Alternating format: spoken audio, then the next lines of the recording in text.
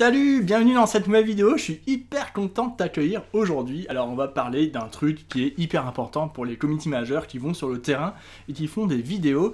C'est bien sûr le matériel pour faire des vidéos qui passent bien, hein, tu vois, en story, Reels sur TikTok, etc. Mais sans être un vidéaste, sans avoir les capacités techniques des vidéastes et des techniciens, tu vois, sans avoir tout ça, quoi. Donc on va en parler tout de suite, mais juste avant, j'aimerais te parler de ma formation gratuite en 4 étapes pour devenir community manager et en vivre pleinement. Le lien est en description de cette vidéo, donc je t'invite à aller jeter un petit coup d'œil. On peut commencer, on y va. Alors tu vois, le matériel pour filmer, c'est important parce que quand tu es community manager, tu dois parfois créer du contenu pour les clients sur le terrain. C'est pas faire des vidéos tutoriels pour des outils, démonstrations d'outils, ou prendre des vidéos en stock en ligne, c'est vraiment utiliser du matos pour aller sur le terrain et filmer des équipes au travail, filmer de la nature si tu travailles dans le tourisme, filmer des bons petits plats si tu travailles dans un restaurant, ou des habits, tu vois, des vêtements, ou la fabrication de chaussures par exemple, si tu travailles dans le commerce, dans différents secteurs, etc. Donc tout ça c'est important d'avoir ça en tête, c'est que tu vas être amené à créer du contenu, surtout si l'entreprise n'a pas les moyens d'engager un vidéaste au départ, ou d'externaliser en tout cas cette fonction, il va falloir aller créer du contenu sur le terrain. Donc pour ça, en fait, je vais te présenter un petit sommaire. Donc on va parler du smartphone, quel smartphone acquérir pour ce genre de choses, et comment faire baisser le coût, tu vois, être assez économique dans l'acquisition d'un premier smartphone, comment, quel stabilisateur électronique choisir, la poignée, tout ça, pour stabiliser l'image, important, la prise de son aussi, on va en parler, la batterie externe, l'énergie, l'apport d'énergie externe, et aussi on va parler de l'opérateur, quel type de forfait il faut pour ce type de téléphone. Voilà, donc moi, je vais vous parler d'abord du smartphone, qui est l'outil le plus important, parce que c'est l'outil qui permet de filmer. Aujourd'hui, je ne vais pas te parler d'appareils photo, de boîtier, de caméra, tout ça, parce que c'est pas du tout l'objet de la vidéo. Là, c'est vraiment comment travailler avec des outils, du matériel qui peut se ranger dans des poches, tu vois, dans des poches de manteau ou dans un petit sac à dos à l'arrière, et que tu peux être hyper mobile et te balader partout sur le terrain, tu vois. Donc en fait, ce qu'il faut savoir, c'est que les formats de réseaux sociaux, les stories, les vidéos TikTok, les Reels d'Instagram par exemple, ces formats-là, ils ont été faits pour être filmés dans l'instant, tu vois, être dans l'instantané, tisser vraiment un lien affectif avec ta communauté, faire des petits lives, tu vois, en direct, en face cam. Donc c'est vraiment pas des formats qui demandent du matos, vraiment de l'implication au niveau des décors, des lumières, tout ça. Tu peux le faire avec des smartphones, et ça c'est super cool. C'est vraiment des formats qui ont été faits pour le smartphone, tu vois, en format vertical. Donc en fait, le smartphone, déjà, il faut savoir dans quel cas utiliser un Android. Alors si ton environnement bureautique c'est PC, il vaut mieux aller sur voilà, Android. Si ton environnement bureautique c'est Apple, il vaut mieux prendre un iPhone, parce qu'il y a des questions de compatibilité entre Android et Apple, et inversement, tu vois. Donc c'est mieux de choisir donc, le téléphone qui va avec ton environnement bureautique. Et puis ensuite, il faut savoir aussi que le reconditionner, c'est une excellente, c'est un excellent moyen, c'est un excellent choix en fait pour avoir un téléphone économique.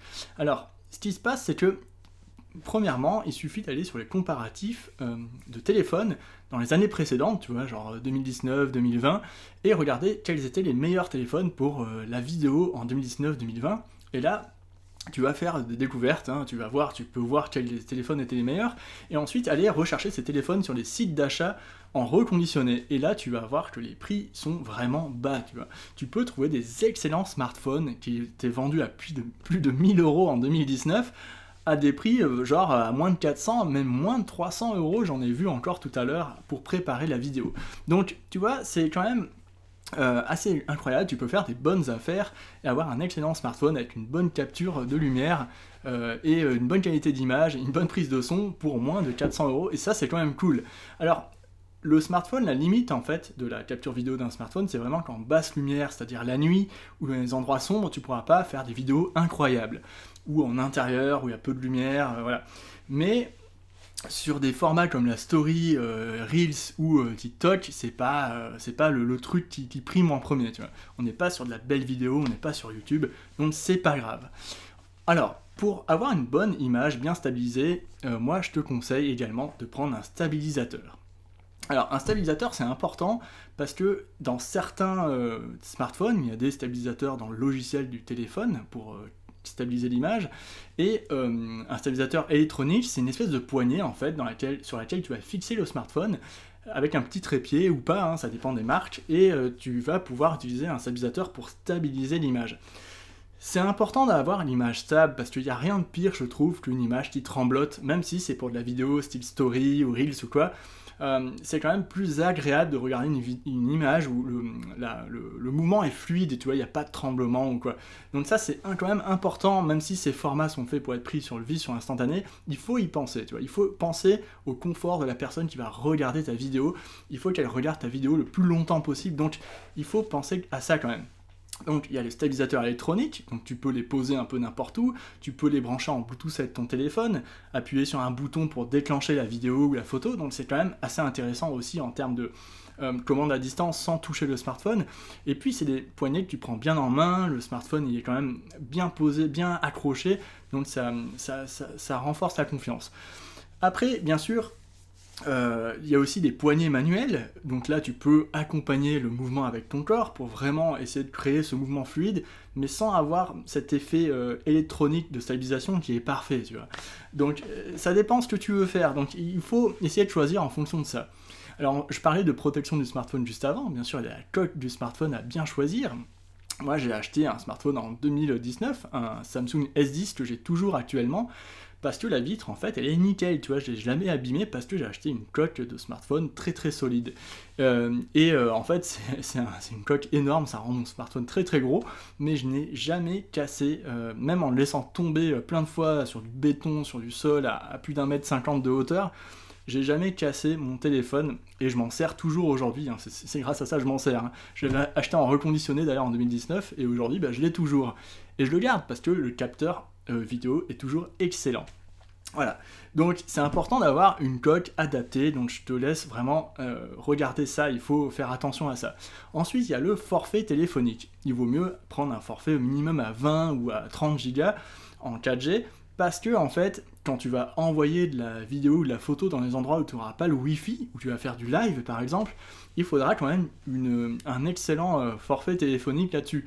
T'as pas besoin d'aller jusqu'au 80, tu vois, en 4G, alors en 5G je sais pas ce que c'est la consommation exactement, j'en sais rien parce que j'en ai pas encore, mais en tout cas t'as pas besoin d'avoir des montants faramineux en termes de volume de 4G, de giga pardon, et bon pour ça il suffit de regarder la consommation que tu fais chaque mois, tu vois, tu regardes et après tu peux ajuster en fonction du forfait qu'il te faut.